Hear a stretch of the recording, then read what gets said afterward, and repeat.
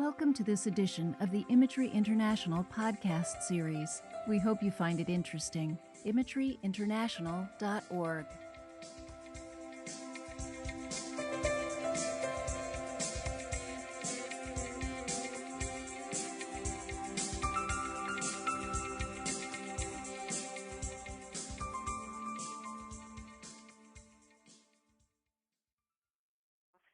Right away here with Dr. Marty Rossman, and many of you know Dr. Rossman, particularly from the Academy for Guided Imagery, where he was one of the co-founders, and he's one of our members of Imagery International.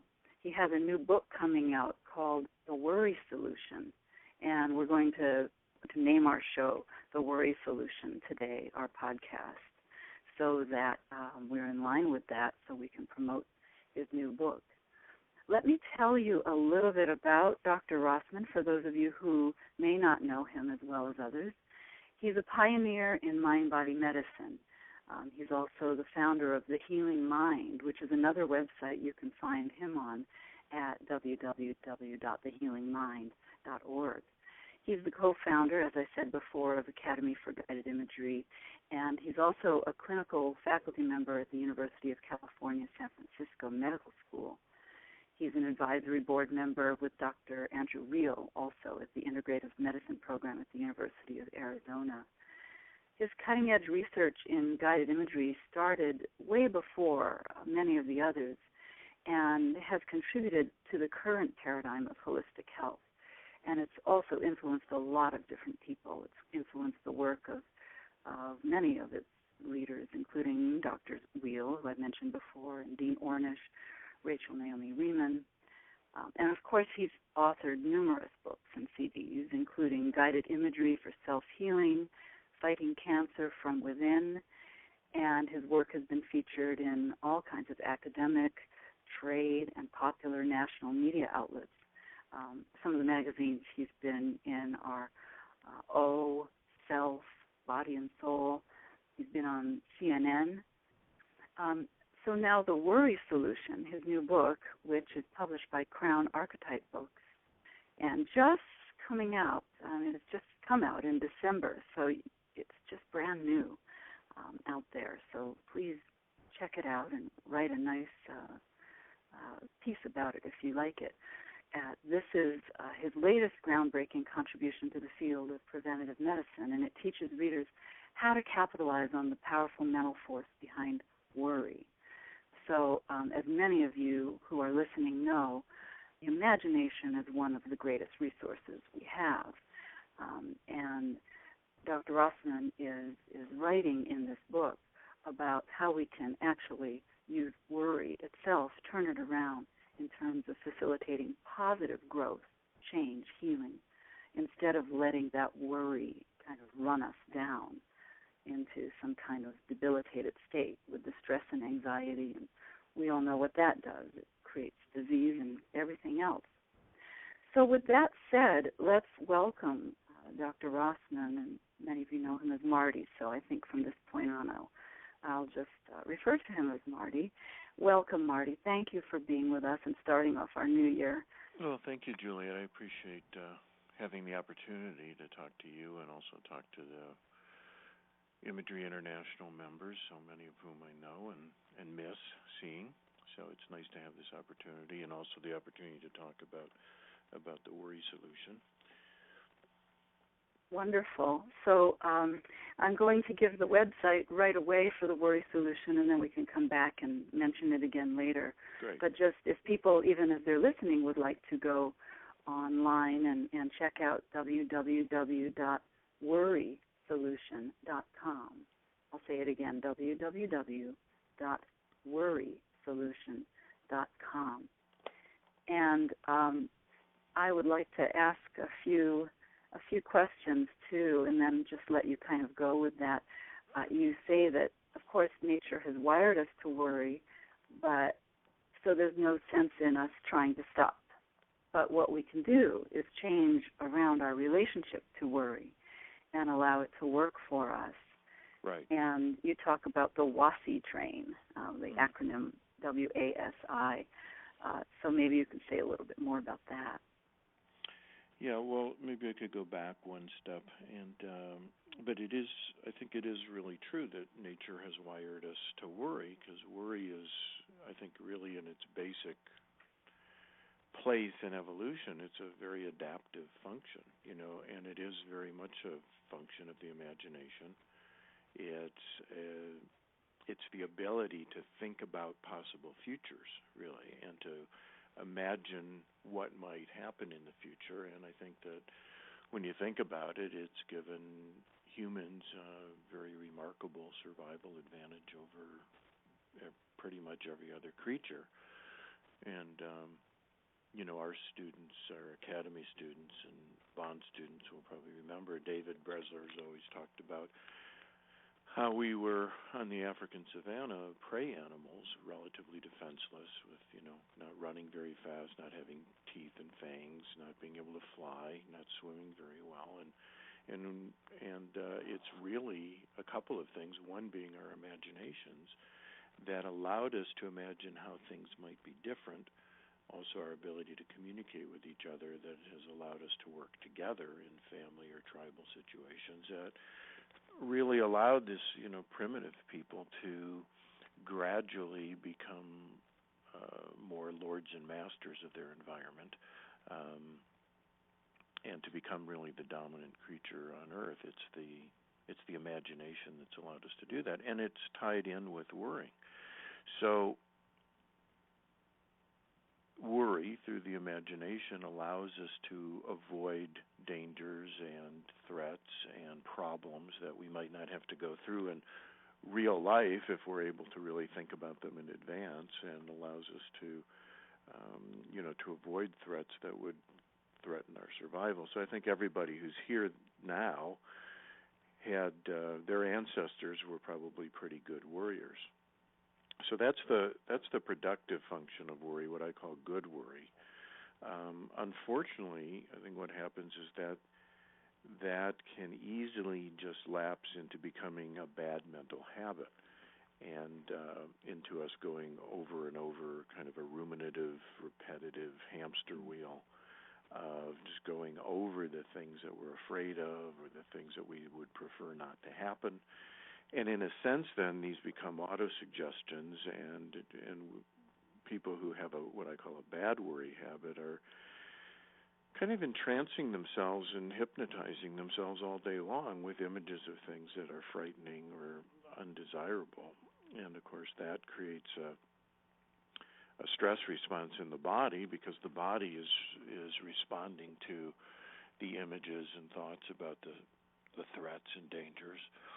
And we all know that changes our physiology, puts it into a high state of arousal, a lot of catecholamine circulation, fight or flight physiology, which I think in nature we're evolved, or we're meant in nature to have these things fairly rarely and intermittently help us get over a short-term direct threat to our survival. But when we're in a situation like many chronic worriers, and even people who aren't chronic bad worriers, just the amount of frightening information we're exposed to from the media, if we don't know where the off buttons are, there's a tendency in modern life in developed countries where we have pretty much conquered some of the basic issues like shelter and food and things like this, but to live in this kind of highly aroused, hyper-aroused, sympathetic nervous system dominant state over a long period of time without getting the right kinds of breaks for repair, what I call clean up, pain up, fix up, going into the relaxation response. And that does set the ground. I'm a little uncomfortable saying that causes disease, Juliet, but it certainly depletes us physiologically and makes us more vulnerable to developing whatever kind of illness might be either around in the case of infectious illnesses, or that we might be genetically vulnerable to. The other thing is... But the other thing is that as we've often discussed in our imagery training, those are kind of the direct effects of stress on health. the indirect effects may be even more important, and these are the kinds of coping mechanisms that people use to try to relieve anxiety and stay comfortable. And, I think that that's at the root of a huge amount of the overeating, the junk food eating, the smoking, the drinking, that so many people, the statistics in America are really staggering in terms of obesity, alcoholism, overeating, and then the toxic effects of those on health ultimately that all end up kind of in the medical system. And at least a good part of it is, the shame about it is that so much of it is to some degree optional and unnecessary. People just still don't know much about how their brain works, how the mind works with the brain, what the physiology of that is, and that they, to some degree, have a choice about where they focus their attention and what kinds of thoughts they entertain. And of course, our community here knows a fair amount about that, and our mission is to teach people how to use their minds and use their brains better to live, better, happier, healthier lives. That's what the Worry Solution is. My latest effort to try to put that in a palatable form, in an easily accessible kind of form. Mm-hmm. That's wonderful, and it's mostly for a lay audience, correct? Oh yeah, it's definitely for the lay audience, but I think the professional, especially in our community, will get a good deal out of it as well. The international, the Imagery International community, will recognize really all of the techniques that I use in the Worry Solution, everything from breathing to relaxation and peaceful place, and the inner advisor, the inner wisdom meditation, the way to access your emotional, intuitive intelligence plays a big part in the Worry Solution.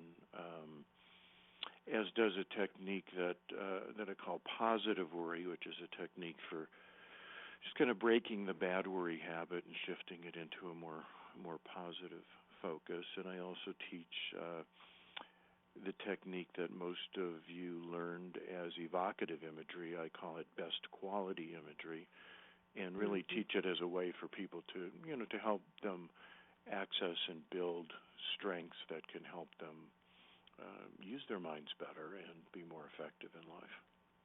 Yeah, I think what's nice about the evocative imagery that you have taught people is you feel it immediately in your body. Right. Mm-hmm. Right. It's not. It's interesting because that's one of the sort of simpler and more directive kinds of techniques that we found and taught. It was Rachel Remen that turned me on to it, and then we brought it into our imagery training. But it's such a useful technique, and so very few people realize that, how effective you can be shifting your emotional state by shifting your attention and shifting into the imagery state, giving it a few minutes to develop, and then finding that you actually feel it in your body.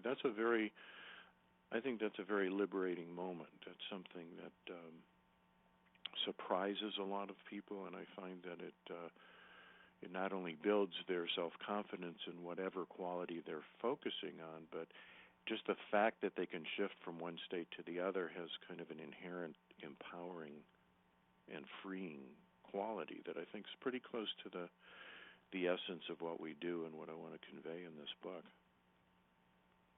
Yes, that's wonderful. I think that the book can be given to clients so that they have something tangible to sort of hold on to and remind themselves of some of the things they're doing with their sessions and that sort of thing.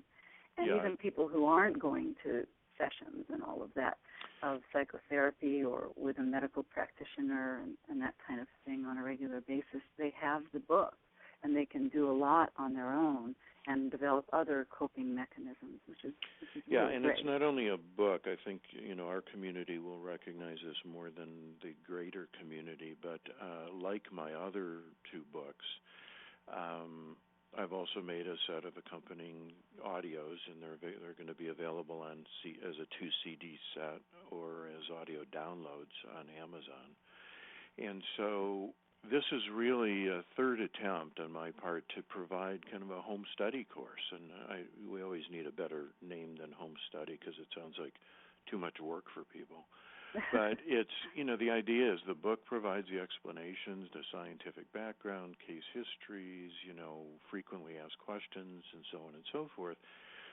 And it has the scripts for the exercises in it, but then in the CD, I actually lead people through those imagery. And, it's much easier to be led through the imagery experience. So it's kind of the book is for the left brain, the audio is for the right brain. And if people use those together, and I'm hoping that we can convey to people, especially the professionals who may want to use it with their clients, that they should get them as a set, read about the approach, read about whatever you need to read about why it works and how it works and how people have used it before, and then practice the exercise or the technique that's described in that chapter or part of the verse and part of the book, and then you can go back and read about sort of troubleshooting and frequently asked questions and things that people run into. And it's not a real common format, so believe me, I'll be happy if people just read the book, because if they read the book, a lot of them will understand, hopefully, and access the audios too. But for our community who understands these things, there's learning about it, and then there's doing the practices. And as we all know, it's doing the practices that really reaches those deeper levels where the imagery has its power in terms of reshaping and shifting the contents of our inner mind. So yes, and you speak about the recent discoveries in brain science and neuroplasticity and such. So that's really great for people to be able to. Well, I think it's very exciting, and everybody's excited about the findings in plasticity of the brain, how much the brain can change, how much it can, that we don't stop learning as we grow older, and that parts of the brain can take over functions that are lost for other parts of the brain. If people haven't read the book, The Brain That Changes Itself by Norman Doidge, everybody should read that. It's absolutely astounding, and he describes the science in there of people who have worked with people who have been blind since birth and finding a way to give them visual information, like a little wafer on the tongue that gives them electrical sensations on the tongue, and finding that fairly quickly the occipital cortex of the brain, the part of the brain that normally processes vision, puts those impulses into pictures that people start to be able to see, and they can develop good enough vision to be able to walk around and avoid the furniture and not trip over things and so on and so forth. It's absolutely astounding, this whole part of the brain really is. That hadn't worked all their lives. So one of the premises of the worry solution is that if the blind can learn to see, the anxious should be able to relax. That's a good premise. It's probably people kind of understand that, And so I do describe in the chapter some of the really, really fascinating brain research, especially the research of Dr. Jeffrey Schwartz at UCLA, who has worked with people with OCD, which, as everybody knows, is a very difficult condition to treat. And Schwartz, who wrote a book called Mind and Brain, which is very interesting too, he coined the term self-directed neuroplasticity, which is a wonderful term, I think, and it just refers to this incredible ability and potential that humans have to, it's really fascinating to think that here we have an organ that can actually become aware of itself and make changes in itself if it wants to. And Schwartz took OCD patients. He did PET scans and functional MRIs on them and identified a circuit that he calls the OCD circuit from the prefrontal cortex to the caudate striatum complex, which is right at the interface of the cortex and the limbic brain. So it's right at the right at the junction of the thinking brain and the feeling brain. And that circuit had actually been identified earlier, and it's by Schwartz's psychology professor, Lou Baxter at UCLA, who called it the worry circuit. Mm-hmm. And that is literally the circuit where the area in the prefrontal cortex that organizes and analyzes information and perceives threats and puts it together in thoughts and images, then communicates that there's a problem back to that interface, which either creates strong emotion or compels or motivates people to take action to resolve the problem. Well, in OCD patients, that switch is kind of left open, and so as they're getting this worrisome information, whatever it is, they are compelled to take actions, which, as we know, are often ritualized actions that don't really address the problem, but bring temporary relief of anxiety to the patient. So they become very self-reinforcing and very rewarding.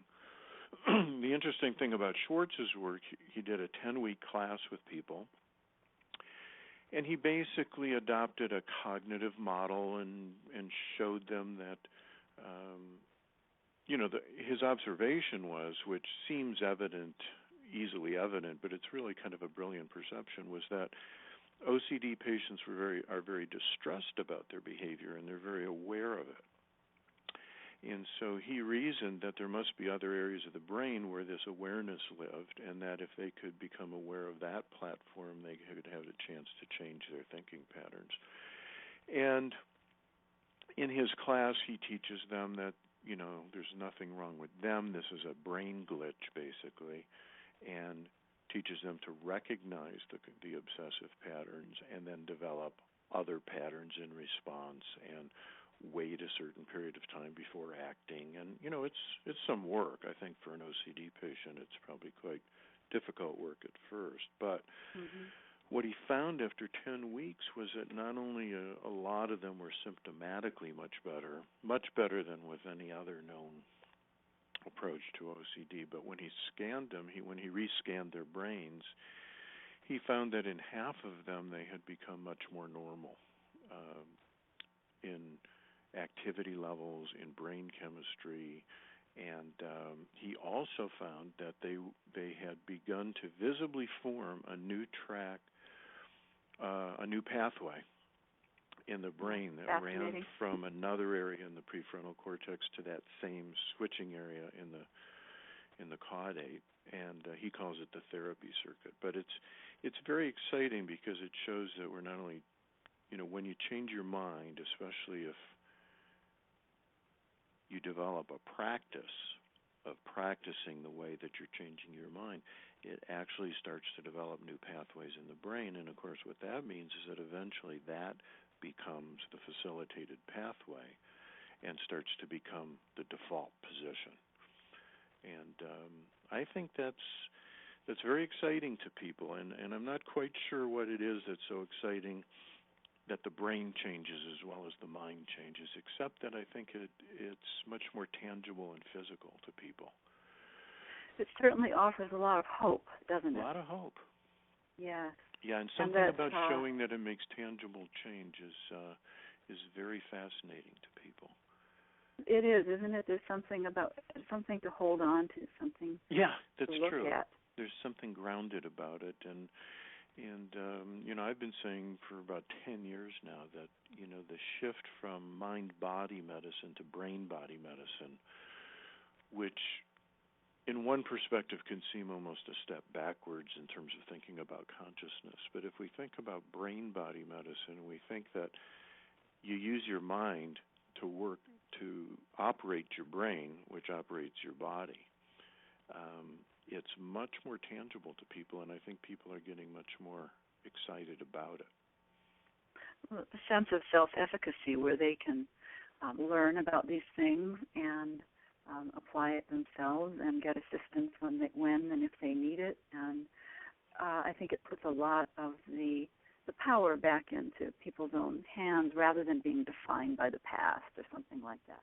Yeah, it's all about empowerment and self-efficacy, which, as you know, is probably the single greatest factor in the effectiveness of almost any psychological intervention. I mean, there's the particular cognitive or emotional changes, but as I know you know and our students know as well, the sense of self-efficacy changes everything, and it puts people back in the driver's seat. It takes them out of victimhood and victim positioning, which of course some people are very reluctant to do, but others see the opportunity, experience the opportunity, and start to take hold of it, and then they're capable of learning far beyond what they could do before, when they felt like they were just at the effect of everything else. Yes. And you mentioned somewhere about helping people understand, perhaps maybe being able to share with a client how the use of guided imagery in heart operations, for instance, and the research around that can be applied to daily life situations. So some of the ways that your work can be language so that people can understand it along with reading the book and doing the practices. Do you want to say a bit about that? Yeah, well, I think it's probably the one thing that has helped imagery make the inroads it's made in medicine so far, and I think it's steadily making inroads, and it's going to continue to do that, has been with these very practical applications of relaxation and guided imagery and preparing people for surgery, where we've been able to demonstrate that it cuts complications from surgery in half, it can decrease bleeding from surgery, it gets people out of the hospital faster, they need fewer pain medications, it saves the system money. I mean, Blue Cross did a study on women with hysterectomies. They sent them a surgical preparation CD, and not only did they have all those benefits that I mentioned, it also saved somewhere in the system, probably you'd say Blue Cross, about $800 per patient. So that's a very practical, very measurable, medical surgical outcome. And I think that it still hasn't become standard of practice everywhere. We have quite a ways to go on that. And but I think everybody should be aware of that, and that's a kind of a cutting edge entree into some receptor sites in the community that I think our people should be taking advantage of, because there's a lot of data, there's real practical measurable benefits to the patient, to the doctors, to the hospital, to the insurance company, to society. I mean, everybody wins in that situation for the cost of a $15 or $16, CD or audio. So I also did a pilot study with our local Kaiser cardiac catheterization lab, and on a scale of 0 to 10, a subjective scale of 0 to 10, when they asked people before their angioplasties or angiograms or pacemaker placements and so on, what their anxiety level was, they averaged 8 out of 10. And they give one listen to a 15-minute relaxation guided imagery audio, and it goes down to less than 1. So that's pretty significant, and we're now starting to do a bigger study, because we think that that's also going to translate into things like less arrhythmias after procedures and less complications, less bleeding, and so on and so forth, but we're just starting to study that. So I think those are, when you look at that and you show people here's real practical grounded outcomes from it. If it was a medication, you would have to give it to everybody going through these procedures. People it starts to come out of the invisible, ethereal realm that imagery lives in, and lets people know that it's a real grounded, practical thing. As they learn when they get over whatever hump they need to get over to listen to just about any relaxation or imagery process, and they notice that shift in themselves that you mentioned, from tension to relaxation, or from feeling frightened to feel confident, or whatever whatever quality. By doing the practices. Yeah. Doing the practices. I mean, to me, all the science and all the explanation, all the case histories and all the here's why it's good for you, it's all about getting to the place where a person's willing to try it. And once they're willing to try it, it's 90% of people say, hey, this is really great. I feel really different. I can change the way I feel. I can relax. I can relieve some stress. I can solve problems better. I feel more in touch with myself. I'm in touch with my inner wisdom. So all the rest of it, it seems to me, is whatever's needed to help that individual patient or that community group you're working with get over their ignorance and resistance and try it out. Mm-hmm. When you've spoken about all of the illnesses that are, exacerbated or even caused by stress, and so many of us in the baby boomer, cohort are getting older, and we're going to be having illnesses. We're going to be caregivers of those who are sick, and so much of that is caused by stress. But then I hope you can talk a little bit briefly here about caregiver stress as well in that study that you're participating in. And you can have an opportunity to be in that too. Yeah, caregiver stress is a pretty big issue, and it's going to become a bigger issue, as you said, as we age and the baby boomer population ages. And so we're doing one of my latest projects is working with the Memory Center over at Cal Pacific Medical Center in San Francisco. And we just made I made three imagery audios. I think one's 3 minutes long and one's 10 minutes and one's about 16 or 17. And they're for caregivers. They're for getting a mental and emotional respite. They're for breathing and relaxing and giving yourself credit and realizing that it's hard and so on and so forth.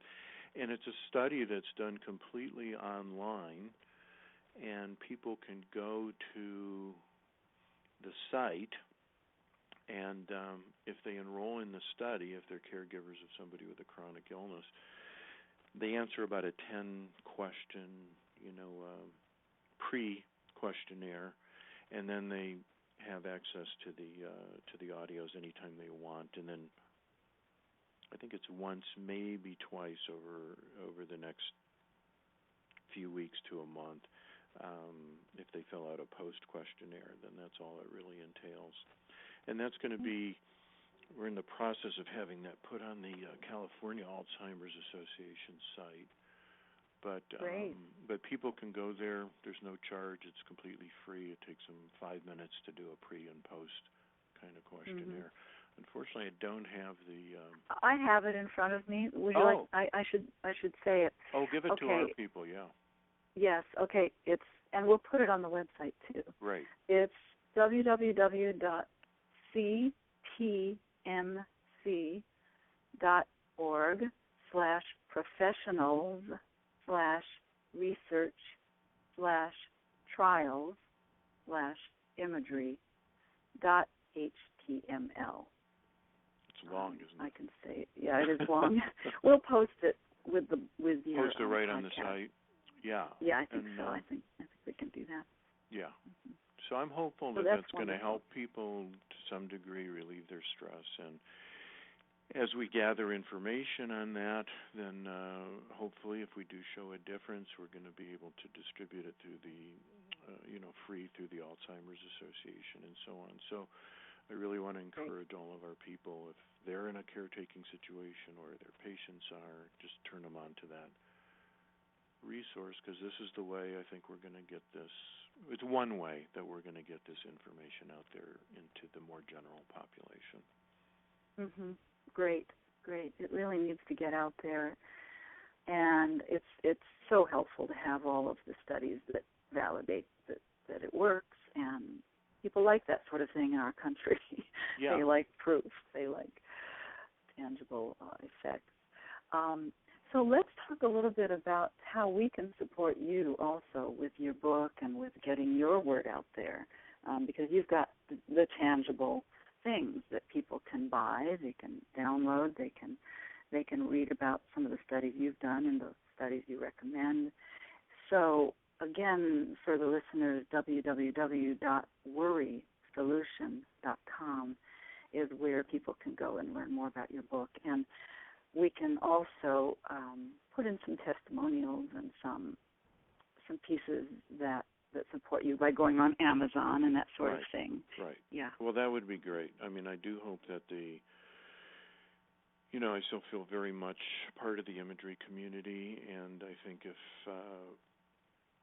we can, you wrote a wonderful book too, and other members of our community have written wonderful books, and as we read these and get them out there, it benefits all of us, and it benefits all of the people that we want to benefit. So if you, I would certainly encourage everybody to go to worrysolution.com and pick up a copy of the book or a copy of the book and the CDs. And if you like it, it would be very, very helpful to me and to the distribution of the book if you would write a comment or a review for Amazon or Barnes & Noble, whichever one you prefer. Those things really let people know what's in the book. And, if you don't like it, please don't write a review. But just talk to me personally and let me know what will make it better, and I'll do it in the next edition. But hopefully people are gonna like this book. And if you do and you've got some time to put a comment or a review on largely Amazon, that's where most people go, but barnesandnoble.com is another great place. That would be so helpful to me and to us getting the word out. I'd be very, very grateful about that. Great. We're doing a review of your book in ImagiNews, the current issue as well. Right. You'll see that. That'll be great. Yeah. And, okay, so is there anything else that we'd like to share with listeners today, or are we kind of closing up here? How does it feel? I think we can close up. I just want to say hi to all the folks that I know who I haven't seen for a long time. And, it's kind of funny when we look at this in perspective. There's a way that I can make a case that, what we've done over the last 30 years as a community has borne some fruit and is progressively becoming more and more part of the culture, and I think that that's true. And at the same time, you can look at it and say that, there's just a tremendous amount more to do to help. But it's really about raising people's consciousness, and the worry solution. I try not to preach when I teach. The worry solution is kind of a blend of the serenity prayer and cognitive behavioral thought stopping and relaxation and guided imagery and Buddhism and common sense in a way. And living more mindfully. Yeah, and it's about living more mindfully. It's about using this unique ability that humans have to be aware, to be conscious, to make choices about how we use our minds and our brains and our hearts. And it's about becoming more conscious, and I think there's no doubt that in our developed world, we've developed so much great stuff and material capabilities, but our wisdom has to grow in concert with that, because a lot of the things we've developed are creating the real issues that we have today. And I think it's imagination. The good and bad of technology. Yeah, and it's it all came from imagination, Juliet, as we talked before. The outside of God or nature, imagination is the most powerful force on earth. Everything that humans have created started in somebody's imagination. And it can work for us or against us. And it's too late to go back. We can't go back to being apes, even if we wanted to. And we need to move forward, learn how to use our imaginations and use our minds and use our ability to be conscious and make choices even better than we've used them before.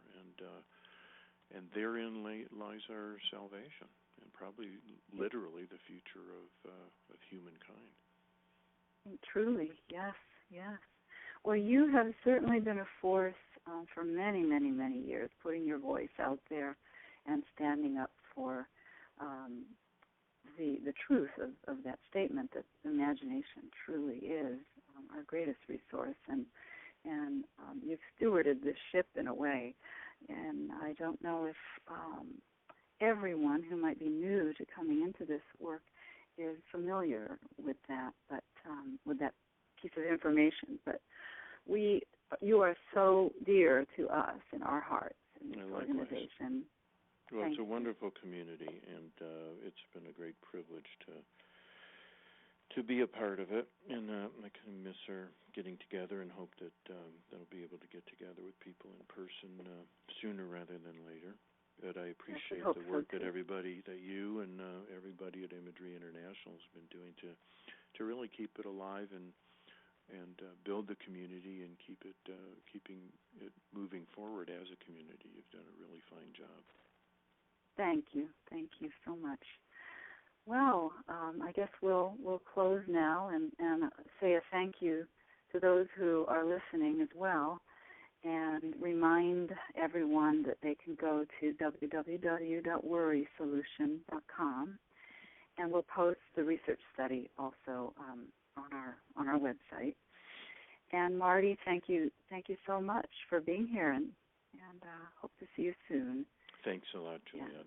You're welcome. And thank you, those who are listening.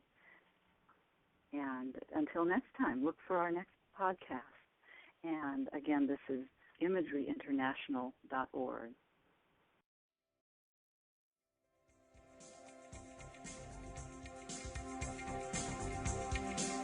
Thank you for joining this Imagery International podcast. The music in this piece is provided by Shantha Shri.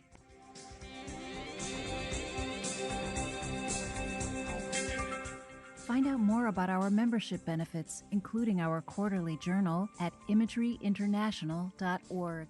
Thank you for listening.